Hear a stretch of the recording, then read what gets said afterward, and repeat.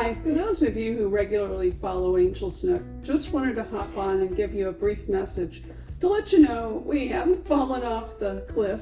We're still here, but due to a really fluke accident that damaged a tendon in my hand, and the kind of funny part is I was on my way into the dental office when it happened, so it seems kind of ironic on a lot of fronts. But I'm not allowed to let this finger and this finger work together on anything, so obviously I can't paint or I can't build. And so we will be back putting on videos, but it's probably going to be at least another couple of weeks before you see anything from us.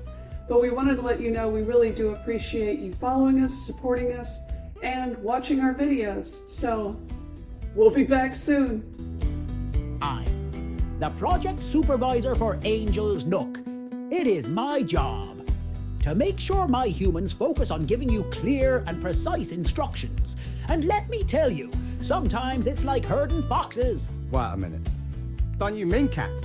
I chased a cat once, and let me tell you, it was not my finest hour.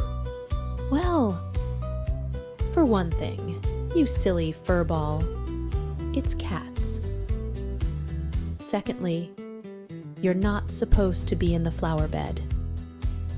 And finally, you're sitting in my spot.